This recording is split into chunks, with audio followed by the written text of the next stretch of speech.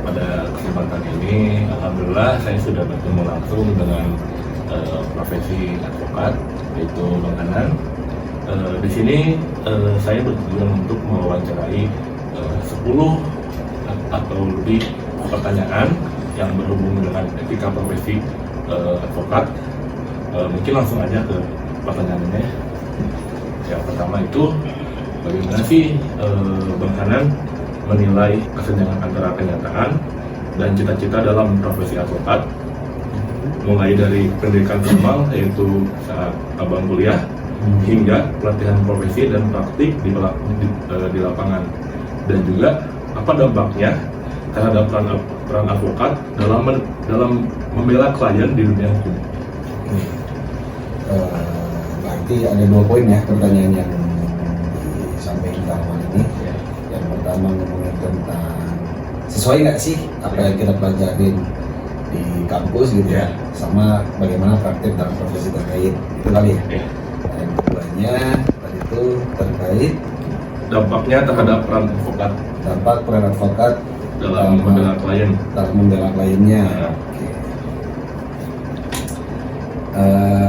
Gini ya, kalau ngomongin teori sama realitas, kalau kita berbicara tentang teori dengan realitas yang ada, kalau ngomongin tentang teori-teori yang kita dapat di perkuliahan dan lain sebagainya, baik itu mau ke hukum formil maupun materialnya, ya bisa dibilang secara umum kita bisa bilang bahwa cukup bermanfaat apa yang kita dapatkan di bangku perkuliahan, karena itu apalagi berbicara tentang landasan-landasan teori ya, karena kita notabene profesi yang bergantung dengan literasi.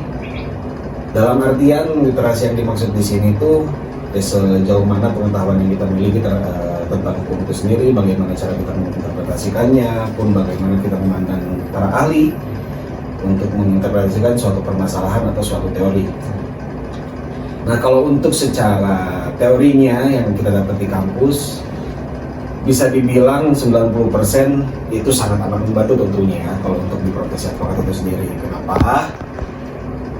Karena ya kita hanya berkutat dalam itu aja.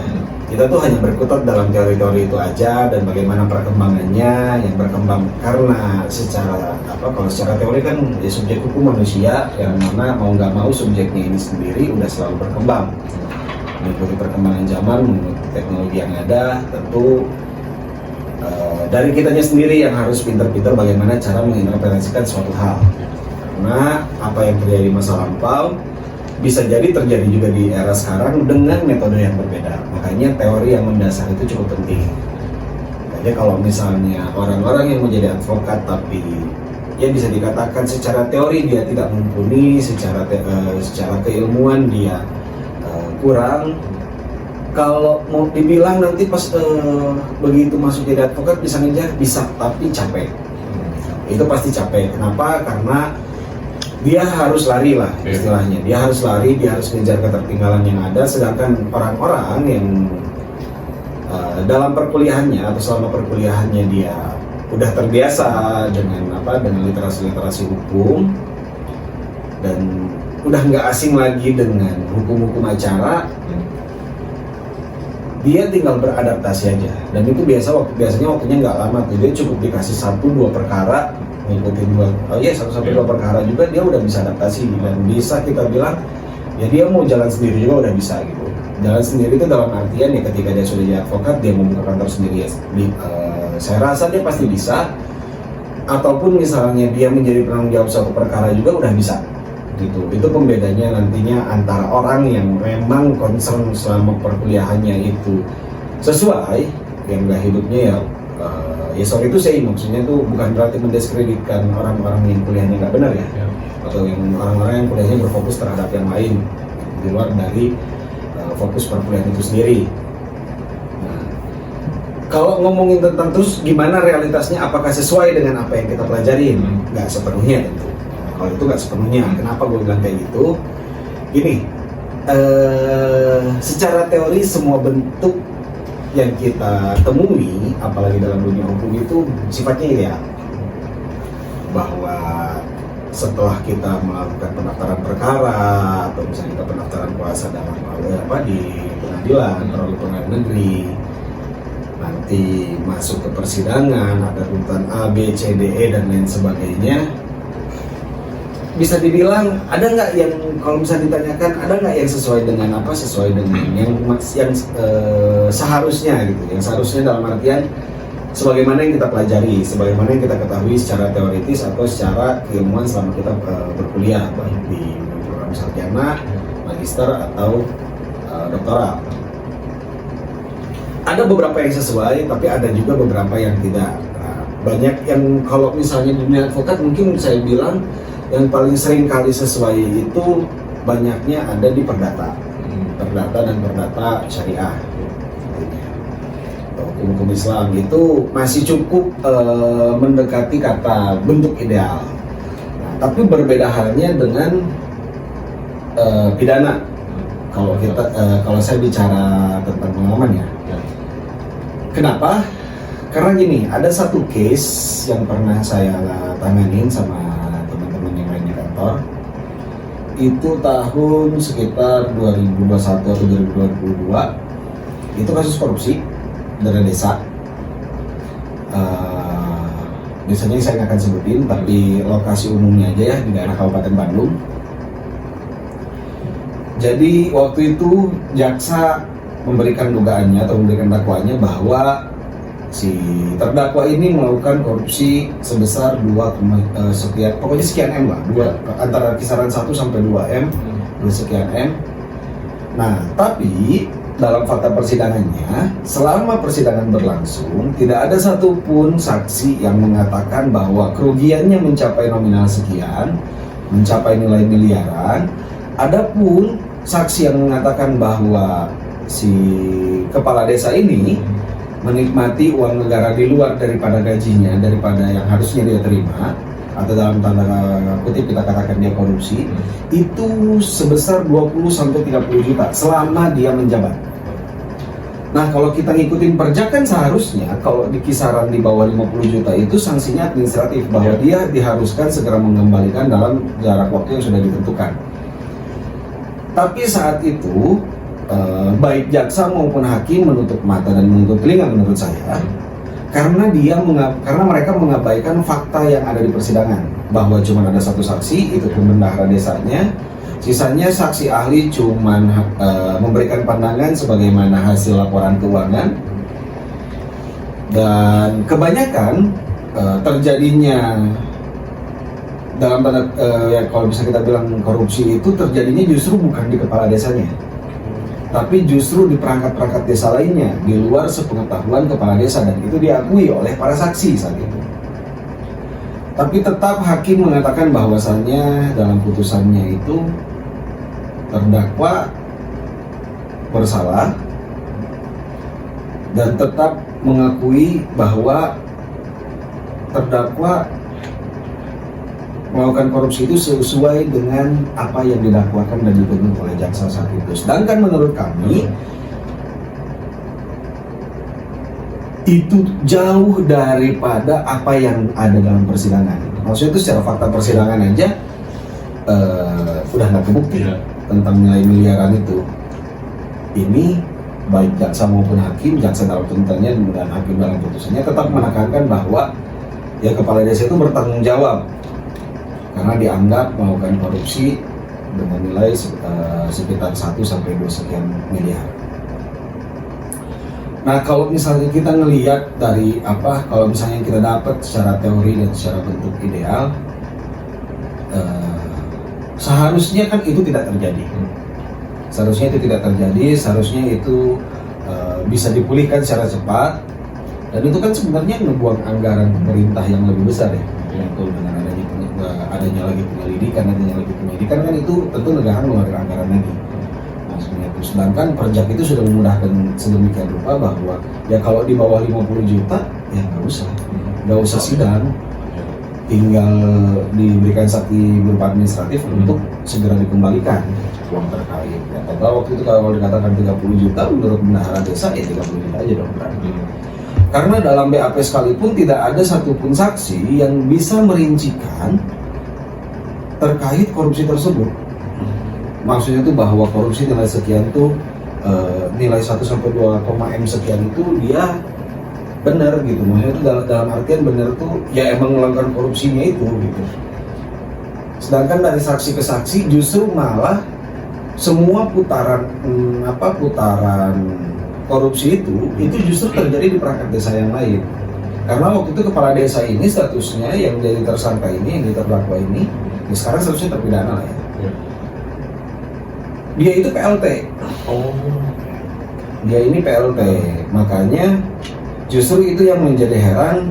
Ya walaupun itu dalam 1 tahun anggaran ya, dalam 1 tahun anggaran maksudnya ya di sekitaran 2021-2022. Cuman yang menjadi garis bawah itu menurut kita saat itu seharusnya hakim, kita nggak usah berharap jauh dengan jaksa lah. Kita nggak usah berharap jauh dengan jaksa karena mungkin jaksa punya tuntutan tersendiri atau punya agenda tersendiri. Tapi kita kan seharusnya berharap kepada hakim sebagai sebagai orang yang mengadili, orang yang menentukan nasib seseorang, harusnya bisa bersikap lebih bijak saat itu. Nah, saya bilang kayak gitu, ya fakta sidang udah jelas, fakta sidang udah terang saat itu, tapi hakim ternyata saat itu memilih untuk menutup telinga dan menutup mata dan tetap mengikuti apa yang didakwakan dan dituntut oleh jaksa. Itu kalau ngomongin tentang ideal sama realitas yang kita dapat selama perkuliahan terus dilakukannya praktik secara profesi. Nah, kalau berbicara terkait dampak atau ya dampak pembelaan dampak pembelaan seorang advokat kepada kliennya. Pertama kan kita secara advokat itu secara etik itu dilarang untuk menjanjikan dalam suatu perkara itu kita bisa menang atau bisa kalah atau apapun itu, atau misalnya ini bakal lancar dan lain sebagainya. Nah, advokat itu tidak diperkenankan untuk menentukan itu, tidak diperkenankan untuk menyampaikan hal tersebut. Tapi satu hal yang jelas bahwa prioritas seorang advokat dalam suatu perkara itu adalah kepentingan kliennya. Makanya kalau ngomongin kode etik, kan kalau di Undang-Undang 18 tahun 2003 tuh kode etik advokat. Skala prioritas dalam dunia advokat itu yang paling pertama yang menjadi prioritas mereka itu adalah klien, kepentingan klien. Makanya kenapa advokat itu nggak punya jam kerja sebenarnya. Dia kalau hari Minggu maupun hari libur mau tanggal merah, kalau kliennya udah minta, ya dia harus memenuhi itu.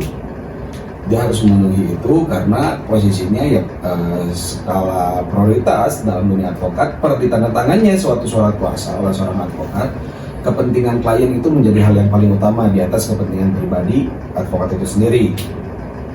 Contoh dalam perkara misalnya kita udah bundel nih misalnya, kita secara materi kita tuh sebenarnya udah selesai, udah siap dan lain sebagainya. Tapi materi-materi itu nantinya akan kita sampaikan dulu, kita presentasikan dulu kepada klien karena yang dikhawatirkan ada hal-hal yang di dalam yang sebenarnya nggak sesuai dengan keinginan klien. Makanya kenapa ada kerahasiaan dalam data-data klien. Makanya kayak kita bikin gugatan atau kita bikin nota pembelaan atau bikin eksepsi, jawaban dan lain sebagainya. Hal-hal tersebut itu pasti kita sampaikan lagi kepada klien untuk mengetahui apakah sudah sesuai atau tidak, boleh atau tidak kita menyampaikannya seperti ini. Karena kan terkadang klien ya ada juga yang mungkin nggak mau menyinggung lawannya.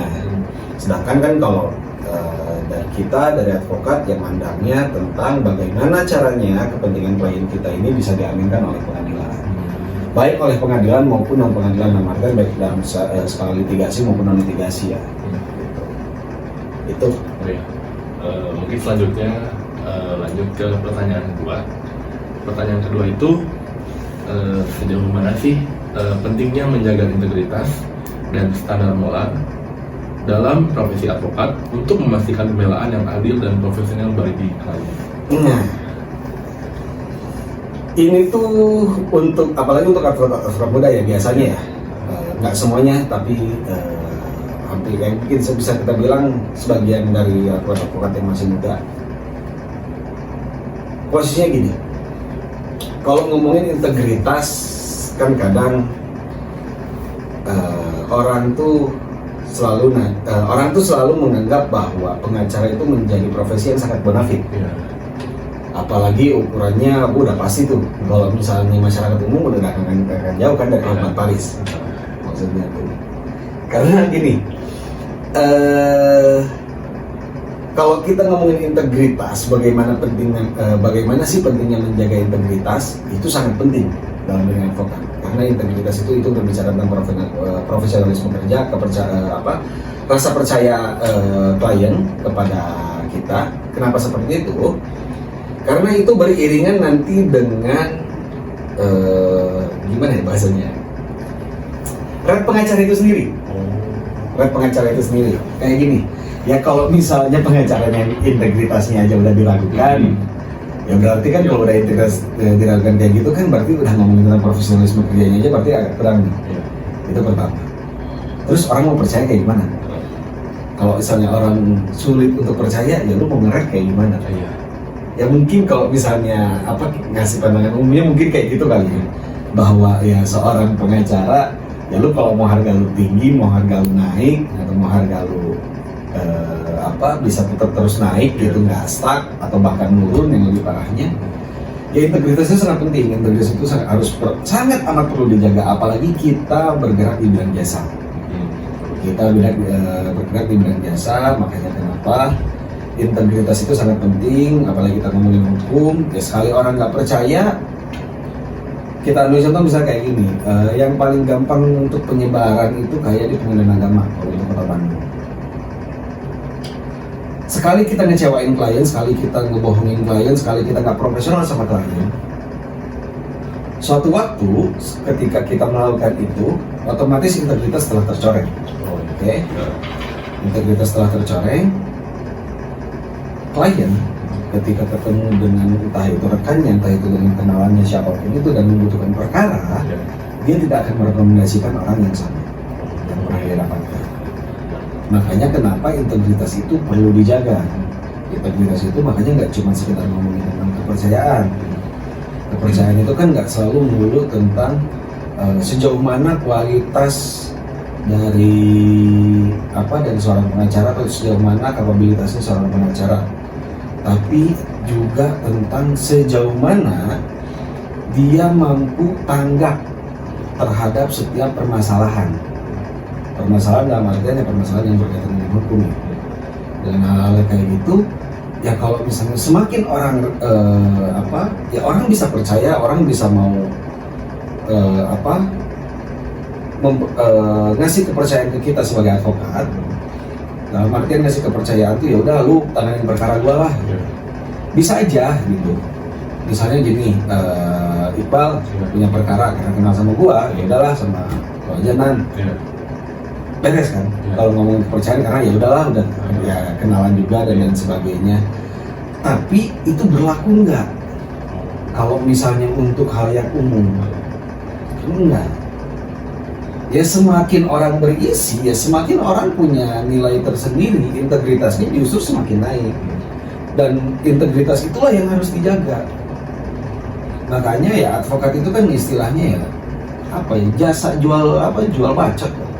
Jual bacot dan jual ketikan aja. Ya intinya ya kalau mau bisa bacot, mau bisa ngetik ya berarti kan otaknya harus diisi. Makanya untuk membangun integritas itu sendiri ya otaknya dulu yang harus diisi. Dimana jangankan mau ngejaga integritas kalau misalnya otaknya aja nggak ada isinya kan. Kalau otaknya nggak ada isinya apa yang mau dijaga? Tapi kalau udah ada isinya itu yang perlu dijaga. Ketika kita menjaga integritas itu, kita sendiri juga bisa punya bargaining tersendiri tentunya dengan klien. Ketika klien tidak mengindahkan suatu hal yang sedangkan menurut kita itu sudah menjadi suatu bentuk yang paling ideal, yang paling aman untuk klien dan klien masih bersikukuh, ya di situ kita bisa untuk mempertahankan integritas kayak Ya udah, kalau memang bapak ternyata nggak percaya, kayak dalam artian dia ternyata udah konsultasi juga dengan yang lain, ya di situ kita bisa menjaga harga diri kita sebagai seorang advokat, kita bisa menjaga integritas kita sebagai advokat, ya kita boleh kok dalam suatu waktu menyampaikan, ya kalau memang bapak tidak percaya dengan apa yang saya sampaikan, dengan apa yang saya beritahukan, dengan apa yang saya informasikan, ya bapak mau memilih orang lain pun silahkan. Karena ya kalau saya prinsip kerjanya seperti ini, saya menjaga integritas kerja saya nggak mau untuk mengambil ranah-ranah di luar daripada itu. Makanya integritas itu tentu menjadi poin penting, apalagi di profesi pengacara. Sudah dijelaskan tadi yang nomor 2, selanjutnya ke nomor 3. Di nomor 3 ini ada sangkut pautnya dengan deontologi dan utilitarianisme. Yang berikut adalah pertanyaannya. Bagaimana pandangan etika deontologi, yaitu kewajiban mengikuti aturan, dan utilitarianisme, yaitu mencapai kebaikan terbesar. Apakah hal itu mempengaruhi makna dan penerapan kode etik profesi advokat dalam membela klien? Kalau mau ngomongin kode etik advokat terus dihubungin dengan teori utilitarianisme dan deontologi itu, ya sebenarnya masuk-masuk aja. Sebenarnya masuk-masuk aja. Bahwa di satu sisi kalau ngomongin secara utilitarian kan ngomongin tentang bentuk idealnya, bentuk ideal, tentang gimana caranya menata kesejahteraan bagi halayak umum di mayoritas, dan ekonominya kan ngomongin tentang kewajiban dari profesi itu sendiri. Ya di satu sisi kalau kita ngomongin utilitarian, ya yang namanya hukum kalau ngomongin tentang bagaimana kepentingan halayak umum, tentu itu yang kita kejar dalam profesi ini. Karena kan kayak misalnya gini,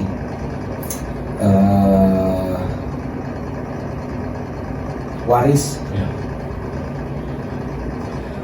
itu kan salah satu perkara yang bisa jadi perkara yang cukup panjang, sengketa tanah pun begitu. Nah, kalau ngomongin tentang utilitariannya kan berarti itu kita ngomongin tentang bagaimana kita menjaga kepentingan umum di atas dari kepentingan pribadi. Sedangkan kalau deontologinya kan bagaimana kita menjalankan kewajiban itu sendiri. Seringkali mungkin ada bentrokan, ya, tapi bukan berarti nggak ada solusi. Makanya kenapa pandangan kedua teori ini sebenarnya cukup berpengaruh terhadap bagaimana seorang advokat memandang suatu perkara. Kenapa kayak gitu?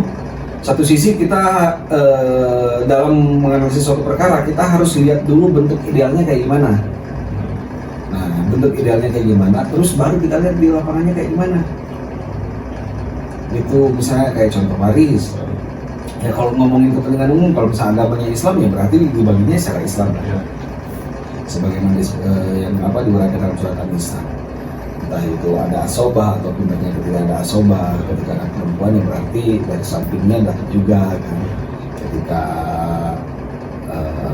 Ketika ternyata ada anak laki-laki dan perempuan, ternyata seorang anak mendapatkan jatahnya secara asobah nafsi, maka yang kesampingnya nggak dapat, ya sisanya paling istrinya yang dapat.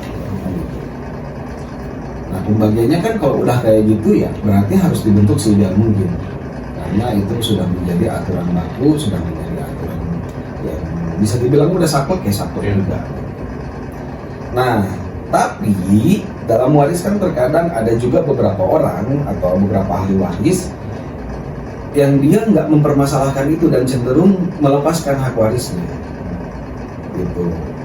Nah, ketika itu terjadi kan sebenarnya kalau kita ngomongin secara kewajiban kita secara profesi, kalau kita disuruh ngurus itu ya harus dibagi secara sebagaimana yang sudah diatur kan, maksudnya itu. Ya kalau misalnya di non Islam dibagi rata kan posisinya, kalau di perdata harus kita bagi rata. Tapi kalau misalnya ada salah satu pihak yang tidak mengindahkan bahwa saya nggak perlu waris ini, silahkan aja dibagi lagi. Nah, di situ baru kita ngambil tindakan bahwa itu boleh dilakukan dengan syarat-syarat tertentu tentunya. Dia bikin pernyataan di hadapan notaris, ditangani dan nanti diketuk dalam kalau misalnya perlu untuk lebih kuat lagi diketuk di pengadilan sekaligus sebagai penetapan ahli waris bahwa pewaris terkait ahli waris terkait melepaskan hak warisnya untuk dibagikan kepada ahli waris lainnya secara merata atau secara bagaimana, kan itu bagi lagi ahli waris yang melepas haknya.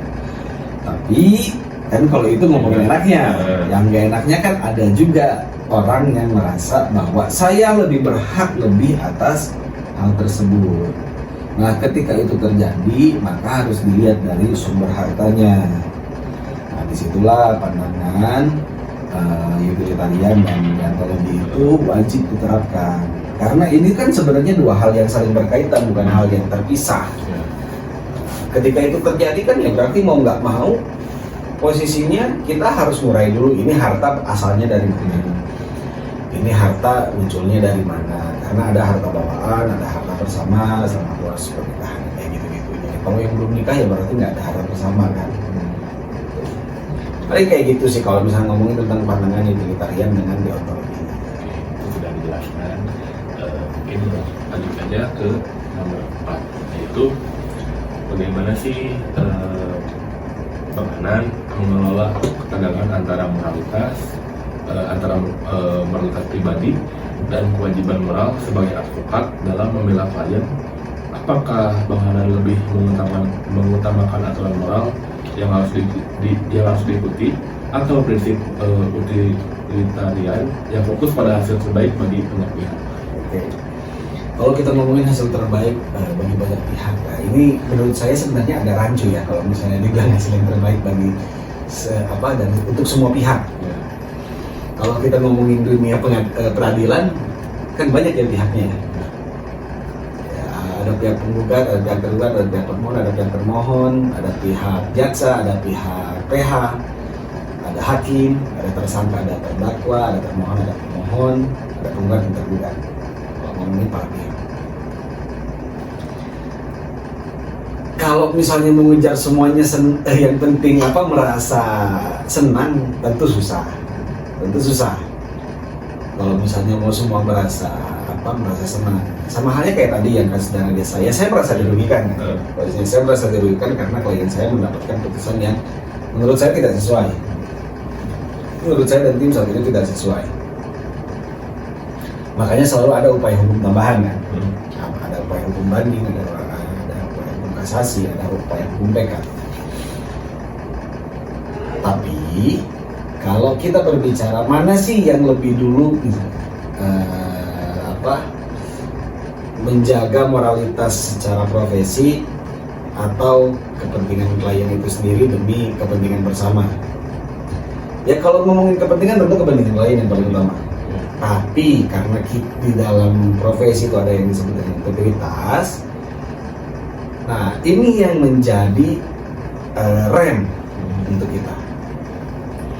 Contoh gini, terkadang ada aja oknum-oknum penegak hukum itu, ada aja oknum-oknum penegak hukum. Kayak misalnya dia minta ada permintaan di luar yang tidak seharusnya terjadi, hanya untuk ngebalikin lagi rel yang seharusnya, kereta kepada rel yang seharusnya. Di satu sisi, ya mungkin itu menjadi pergolakan ya, maksudnya itu menjadi pertentangan tersendiri secara moralitas, tentu itu menjadi hal yang salah. Tapi di sisi lain, ada kepentingan klien yang kita kejar. Nah, kalau secara pribadi, mungkin kalau klien saya yang nyuruh, saya belum tentu mau. Misalnya, coba dikoordinasikan dengan pihak terkait, mana tahu bisa selesai 86 lah bahasanya zaman sekarang, bisa 86 lah gitu. Kan gitu. Tapi balik lagi ya, kalau misalnya kliennya yang minta, saya belum tentu mau eksekusi dan cenderung nggak mau untuk mengeksekusi. Tapi kalau ada permintaan dari pihak terkait, baik itu misalnya kalau dalam perdata itu lawan, kalau misalnya dalam pidana itu kejaksanya, atau misalnya para penegak hukumnya, ya oknum-oknumnya lah ya. oknum terkait. Nah, baru itu adalah hal yang saya sampaikan kepada klien. Para klien saya bahwa ini ada permintaan seperti ini dan lain sebagainya. Nah, sisanya pasti saya serahkan kepada klien saya. Pun pemenuhan permintaan itu sebisa mungkin saya tidak mau banyak terlibat. Lebih baik ya silahkan aja urus sendiri daripada saya harus ya kalau mau dibilang kan kadang-kadang orang ya jangan terlalu dihalus lah jadi pembicaraan nanti susah besar ya silahkan maksudnya silahkan aja kan itu nggak harus diterapkan ke semua orang nggak ke semua advokat kan ada juga beberapa advokat yang ya dia pengen berjalan sebagaimana adanya aja walaupun mungkin bisa dibilang ya cenderung lambat perkembangannya dan lain sebagainya ya toh kita juga dari PKPA udah dikasih tahu lu kalau mau jadi pengacara ya lama, lu harus bersabar, rata-rata ngomongnya pasti 7 tahun, 10 tahun itu baru tuh di titik aman, bukan di titik udah bonafit kayak Hotman ya tapi baru di titik aman ya, kecuali kalau ya bokap lu Hotman, bokap lu almarhum Atun dan sebagainya ya baru bisa gitu, karena pasti ada dapat warisan. Oke, selanjutnya ke nomor 5. Apakah Bang Hanan cenderung mengikuti aturan hukum secara ketat atau memberikan fleksibilitas dalam membela klien untuk mencapai hasil terbaik bagi semua pihak yang terlibat? Oke, balik lagi kayak tadi. Kalau ngomongin ketat, nggak seketat itu juga. Karena kan kita ngupayain, ya bahasanya gini deh. Ya kalau suatu keadilan itu harus dibeli, ya kenapa enggak? Kalau suatu keadilan itu memang punya nilai yang harus dibeli, ya kalau misalnya bisa dibeli ya dibeli aja. Ya kalau enggak ya baru kita hanya bisa berjuang. Tapi kalau misalnya memang kondisinya kita bisa, baik itu kita sebagai advokatnya atau klien sendiri ternyata mampu, ya kita pasti lakukan itu. Tapi balik lagi kayak tadi ya kita sebisa mungkin nggak mau mengarahkan duluan. Kita nggak mau ngarahin duluan klien untuk mencapai hal-hal seperti itu. Kita lebih ke normatif. Makanya kalau mau disebut ketat sebenarnya nggak terlalu ketat, tapi disebut longgar juga nggak selonggar itu. Nggak yang ya udah bisa nggak. Kita juga apalagi rata-rata orang di kantor ya nggak tahu ya kalau kantor-kantor lain ya. Tapi kalau di kantor SPP sendiri ya bisa dibilang kita tetap mengikatkan diri kepada aturan itu, tapi bukan berarti kita diikat. Karena ada dua diksi yang berbeda ya ketika suatu hal itu diikat dan mengikat. Ya, kalau kita yang mengikat ya kita bisa ngelepasin juga, tapi kalau kita diikat belum tentu kita bisa ngelepasin. Kayak gitu sih. Kalau misalnya ngomongin kita ketat atau enggak sih dalam misalnya menaati peraturan hukum, tentu kalau untuk dalam hal yang sifatnya prinsip ya kita pasti ketat. Tapi kalau untuk hal yang sifatnya non prinsip ya itu selanjutnya saya juga ingin mempertanyakan mengenai apa saja sih pelanggaran kode etik yang umum terjadi dalam profesi advokat dan apa akan penyebab pelanggaran tersebut? Dalam kode yang paling sering dilanggar ya? Iya. Dalam kode advokat yang paling banyak itu nyerobot perkara. Misalnya gini, saya ini kuasa hukumnya Ridwan. Terus di pertengahan jalan, ini masih berjalan, tiba-tiba tanpa ada permasalahan apapun, Ridwan minta ganti kuasa. Minta cabut kuasa, minta kuasanya dihilangkan, terus diganti kuasanya dengan Iqbal. Posisinya. Ketika itu terjadi, posisinya itu secara nggak langsung dia sudah melakukan pelanggaran dan bisa dilaporkan ke Dewan Etik. Kalau udah ngomongin tentang penyerobotan perkara, itu ke satu. Yang kedua, hal yang paling umum juga, ya bukan yang kedua juga, ini juga masih ada juga gitu advokat-advokat yang masih melakukan hal ini, menjanjikan kepada kliennya, ini pasti menang, ini kita jamin bisa menang, kita bisa bantu dan lain sebagainya, kita pastikan menang. Kalau pidana misalnya kita bisa pastikan ini 2 tahun. Nah, sedangkan secara etik kita nggak boleh menjanjikan apapun pada klien. Yang bisa kita janjikan itu bahwa kita bisa kerja maksimal. Kita bisa kerja maksimal, kita bisa mengupayakan setiap permintaan selama itu masih dalam garis pekerjaan kita. Yang seperti yang dijelaskan, selanjutnya yang nomor selanjutnya itu apakah mengenal dalam mengatasi hambatan dalam praktik profesi, apakah lebih mengutamakan kewajiban moral atau hasil yang paling bermanfaat bagi klien dan masyarakat? Lebih mendahulukan moral atau hasilnya?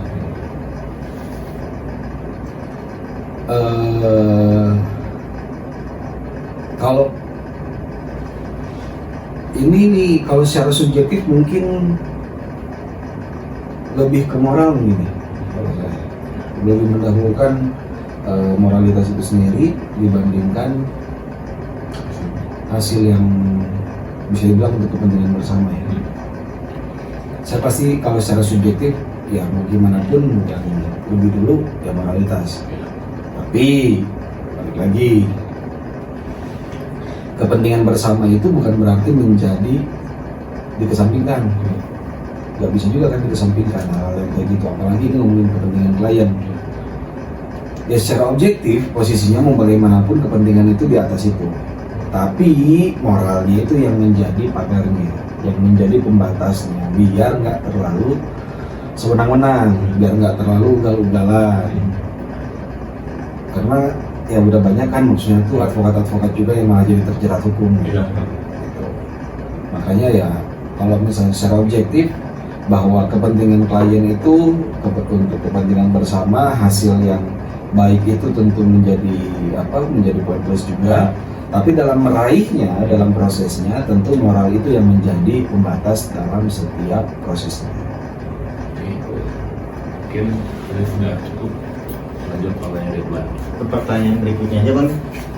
Jadi menurut Abang, dalam hubungan dengan klien dan pihak terkait lainnya, bagaimana peran empati dan simpati dalam mengikuti aturan dan mencapai hasil terbaik? Menurut deontologi dan utilitarianisme, seberapa pentingkah rasa empati dan simpati dalam profesi advokat ini? Empati dan simpati, ngomongin tentang emosional ya. Kalau ngomongin sepenting apa, nggak sepenting itu, malah cenderung jangan. Tapi ya balik lagi ngeliat perkaranya dulu, apalagi dalam proses kita lagi nyusun kronologis. Ketika nyusun kronologis itu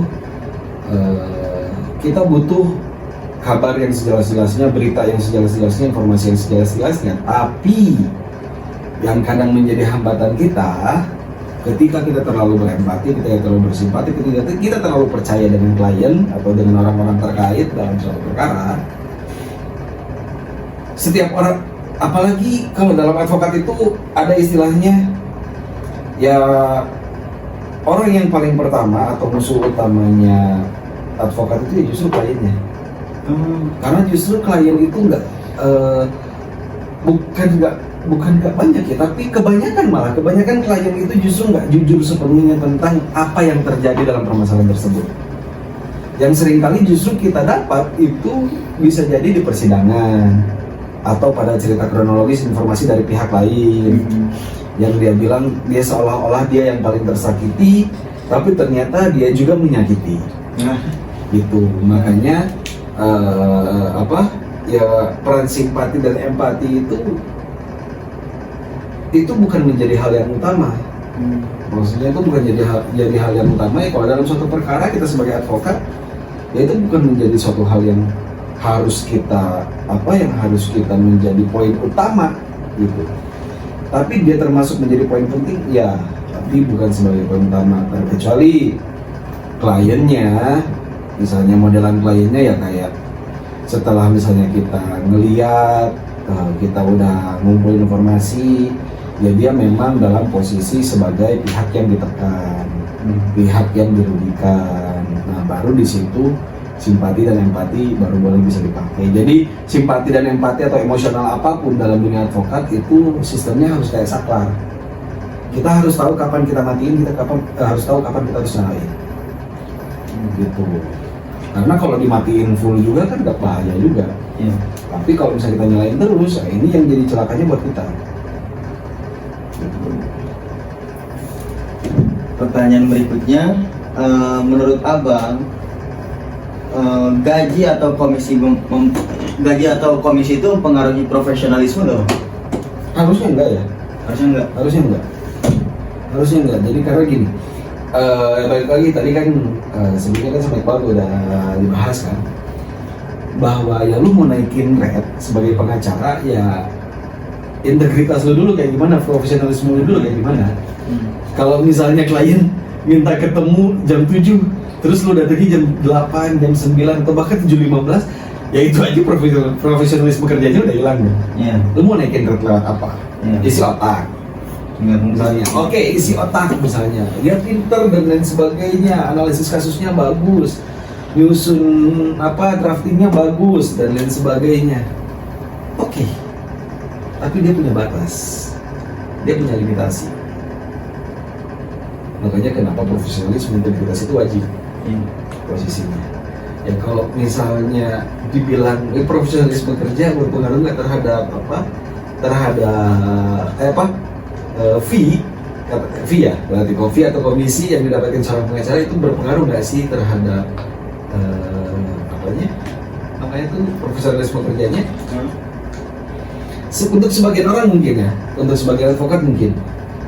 Tapi kalau kalau pendidikan di kantor ini tuh, maksudnya tuh budaya yang ada di kantor ini tuh di SWP tuh yang udah cerita, lu udah tanda tangan kuasa ya udah harus profesional. Gitu. Selama tidak membebankan. Iya. Selama tidak membebankan itu dalam artian kayak gini.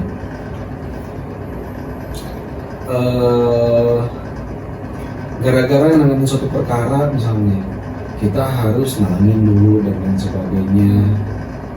Ya itu beda lagi ceritanya. Itu beda lagi. Atau misalnya, ya karena kan kalau ngomong, atau misalnya kita disuruh ngurus perkara, terus harus keluar pulau. Iya. Tapi operasionalnya nggak ada. Ini baru dia berpengaruh terhadap profesionalisme kerja. Lalu lu mau berangkat kayak gimana, ngongkosin kagak? Kecuali minimal ya lu ongkosin gitu. Ya baru bisa gitu. Tapi ya kalau misalnya kalau misalnya dari kliennya sendiri ya udah mau pengen perkaranya di luar pulau, terus nggak masih operasional, ya kita mau berangkat kayak gimana? Kan nggak mungkin kita ngebebanin diri sendiri. Udahlah, nggak apa-apa, kita bayarin. Dan tentu juga klien nanti mau bayar. Kalau bisa ditipu nanti sama klien, ya nanti saya ganti begitu cair cabut. Gitu ya. Walaupun biasanya suka ada kontrak ya. Biasanya suka ada kontrak, cuman ya banyak juga tipu dayanya klien. Makanya kenapa ya musuh utamanya advokat itu bukan PH, bukan advokat lagi, bukan hakim, bukan klien sendiri. Pertanyaan berikutnya, Bang, apakah ada aspek teknis dalam regulasi profesi advokat yang menurut Abang perlu ditanggapi lebih serius oleh para profesional dalam menjaga kredibilitas dan efektivitas pembelaan hukum? Boleh diulang? Jadi, apakah ada aspek teknis dalam regulasi profesi advokat yang menurut Abang perlu ditanggapi lebih serius oleh para profesional dalam menjaga kredibilitas dan efektivitas pembelaan hukum? Gini. Kalau ngomongin advokat, apakah ada regulasi yang harus dirubah atau enggak dan sebagainya untuk ngomongin hal-hal yang sifatnya teknis nantinya, untuk ngomongin tentang integritas, ngomongin tentang bagaimana pandangan dari advokat itu sendiri. Sebenarnya kalau saya nggak salah ya, kalau salah mau dikoreksi. Setahu saya salah satu orang yang mencanangkan konsep ini tuh Ketua Peradilan sekarang. Ketua Peradilan sekarang, walaupun sebenarnya saya kalau secara organisasi saya ada di pecahannya, tapi justru saya sepakat dengan Ketua Peradilan sekarang ini, Oto Hasibuan. Jadi beliau itu salah satu orang yang mencanangkan sistem pendidikan PKPA itu tidak lagi ditempuh dalam 10 hari atau ada yang beberapa bulan dengan jenjang pertemuan itu sekitar 1 kali atau 2 kali dalam tiap minggunya. Jadi ada program yang dia canangkan atau ada ide yang dia sematkan itu bahwa advokat itu harus setara dengan notaris. Dual. Dia menjadi program pendidikan lanjutan. Gitu. Kenapa saya bilang saya sepakat? Gini, di kondisi sekarang advokat itu udah banyak banget. Banyak banget. Kalau kalian nggak percaya, cek ke pengadilan agama. Cek ke nggak usah ke pengadilan agama, ke pengadilan. Cek aja. Sebanyak itu, senumpuk itu. Dan kadang banyak juga pengacara-pengacara yang katakanlah oknum kalau bahasa negara kita ini. Oknum-oknum pengacara yang justru merugikan pengacara-pengacara lainnya. Contoh, gara-gara satu kelakuan pengacara, misalnya gini, Iqbal itu dia katakanlah pemilik perusahaan. Asalnya dia bikin kerjasama hukum atau retainer dengan kantornya Ridwan. Tapi karena dari kantornya Ridwan gak profesional posisinya, dia jadi kehilangan kepercayaan. Ketika kontrak itu habis atau kontrak itu sudah diputus, masuk lagi kontrak yang baru yang sebenarnya secara kapabilitas dan kualitas itu lebih baik daripada Ridwan. Dari pihak Iqbalnya sendiri udah nggak mau, karena ngerasa kayak anjing kemarin aja gue malah jadi kayak buang-buang duit gak jelas, nggak ada perbantuan sama sekali, nggak ada hal-hal yang bisa diperbantukan dalam ranah-ranah hukum, baik itu tentang aturan perusahaan, baik itu tentang regulasi perusahaan itu sendiri, baik itu regulasi para karyawannya, baik itu tentang keputusan-keputusan yang dari perusahaan dalam perspektif hukum kayak gimana, tidak ada perbantuan seperti itu. Nah, karena dari kerjasama sebelumnya mencoreng, pas begitu masuk yang baru malah jadi rusak. Dan banyak juga pengacara oknum pengacara, walaupun bukan oknum juga sih sebenarnya, memang mereka aja yang kurang ajar, yang nggak mementingkan kode etik itu sendiri. Dalam artian ya udah, yang penting gue mah tangan kuasa udah bayar ya, gue mau menjalani perkara segimana caranya gue aja. Makanya kenapa perlu diperketat proses masuk ke pengacara itu kalau menurut gue ya. Menurut gue tuh ya harus diperketat yang namanya yang namanya penentuan profesi itu. Makanya kenapa lu bilang ya salah satu orang yang mencanangkan itu setahu gue itu Oto Hasibuan, dan gue bersepakat dengan apa yang dia ucapkan, dan mudah-mudahan per hari ini dia jadi wamen, itu bisa terlaksana lah. Jadi kan minimal, karena kan kalau ngomongin kesetaraan profesi notaris sama advokat ya sama kok kalau ngomongin kesetaraan. Jadi kenapa enggak juga kan dibikin jadi suatu profesi. Paling memang cukup sekian tanya-tanyanya. Ada pesan-pesan nggak bang buat mahasiswa hukum sekarang untuk menjadi advokat? Pesennya otaknya diisi. Ya kalau misalnya karena gini ya, apalagi ya masuk zaman sekarang udah instan ya. Kalian tuh kalau secara referensi, kalau kita dulu harus baca buku satu-satu untuk dapat, sekarang kalian tuh punya AI, ada ChatGPT, dari referensi itu bisa semudah itu. Jadi jangan dijadikan ChatGPT-nya sebagai hasil, tapi justru sebagai reference. Itu jauh lebih enak dibandingkan kalian memakai itu sebagai hasil. Kalau dulu kita harus ngerangkum satu persatu, harus bikin critical review satu-satu dalam tiap buku, baru kita bisa dapat satu kesimpulan. Nah sekarang AI udah bisa bikin kesimpulan menyesuaikan dengan karakter yang kita inginkan atau kriteria yang kita inginkan posisinya. Hanya otaknya diisi lah, itu yang paling pertama tentunya. Ya lingkungan hari ini kalau ngomongin tentang generasi beda kali ya, mungkin generasi gua dengan generasi hari ini, apalagi Gen Z, udah ada Gen Alpha lagi sekarang kan. Secara kreativitas kalian menang jauh. Secara kreativitas kita akuin lah generasi-generasi yang tua ini ya, dari milenial, generasi X, boomer, ya kita mengakui bahwa kreativitas kita jauh dibanding kalian. Kita itu ketertinggalan jauh dibanding kalian. Update informasinya kalian bisa jauh lebih cepat dibanding kita kan. Yang harusnya itu jadi justru penunjang untuk ngisi otak gitu. Jadi jangan habisin waktu cuman untuk hiburan selama kuliah. Jangan habisin waktu untuk sekedar hiburan, entah itu hiburan di siang hari, entah itu di malam hari, kan? Apalagi dengan segala macam bentuk kenakalan yang ada, terutama di Unpas yang kita tahu sekarang stereotipnya kurang baik di dunia malam. Karena saking banyaknya anak Unpas katanya di dunia malam ya, sampai banyak kan trennya tuh di sosmed ya. Pokoknya kalau dunia malam udah Unpas udah kayak red flag gitu kalau bahasa sekarang. Anak Unpas dari dunia malam lu kenalan, ketemu anak Unpas udah red flag gitu. Udah sampai di titik itu. Nah maksudnya tuh ada salah satu istilah dari ya, senior Unpas zaman dulu ya. Nakal boleh, goblok jangan. Nakal tuh boleh banget. Nah, karena itu jadi cerita hidup tersendiri. Biar gedenya udah capek, nanti udah tuanya capek, nggak usah nakal lagi gitu. Tapi goblok tuh jangan deh gitu.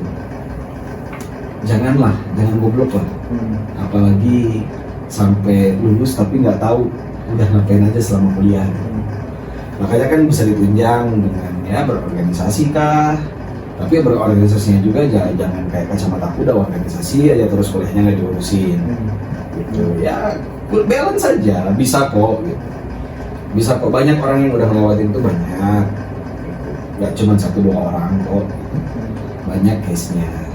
Kalau ngomong tentang orang-orang yang organisatoris tapi sukses juga di bidang pendidikannya, maksudnya dalam hal pendidikannya itu ada tuh dosen baru kalau nggak salah baru beberapa tahun kemarin, ada Pak Sigit, terus ada juga nggak tahu sekarang masih ada atau enggak beliau, ada Pak Atang, ada Bunia, terus dulu tuh ada kalau dosen pidana tuh ada Butin, banyak lah maksudnya tuh orang-orang yang bisa ngebalancein antara kegiatan di luar dari perkuliahan dan perkuliahan. Cuman yang utamanya balik lagi otaknya diisi lah minimal. Jadi minimal teori-teori dasar, asas-asas umum itu pada tahu lah gitu. Jadi biar masuk ke dunia advokat tuh, kalau mau masuk ke dunia advokat nggak gagap lagi, nggak bingung lagi, nggak kosongan lagi gitu. Biar nggak lama adaptasinya, biar kita juga nggak terlalu banyak ngejarin sih sebenarnya. Karena ya udah kepecah konsen, kita harus ngurus perkara, terus harus ngurus anak bocah baru kan, berat lah maksudnya tuh. Jadi ya saling meringankan lah satu sama lain. Sama ya kalau misalnya selama regulasi yang tadi saya bilang belum terlaksana, kalau menurut saya untuk setiap mahasiswa hukum wajib lah untuk ngambil lisensi advokat tuh. Kenapa kayak gitu? Ya emang benar pasal 1 ayat 3 Indonesia negara hukum, ya setiap profesi, setiap seluk-beluk yang ada di Indonesia butuh orang hukum di dalamnya, baik itu dalam hal bisnis apapun itu ya, BUMN, negara, semua orang butuh hukum. Bank, dia butuh hukum. Tapi ketika kalian nggak bisa mencapai itu, ya seenggaknya ada standar yang paling mudah bisa kalian capai. Advokat, mumpung belum dibikin jadi pendidikan, ya nggak tahu kan kalau Pak Woto dalam waktu dekat tiba-tiba udah langsung bikin rumusannya, ya kalian berarti nggak akan kebagian mungkin gitu. Terima kasih banyak Bang Hanan, kita tutup aja. Assalamualaikum warahmatullahi wabarakatuh.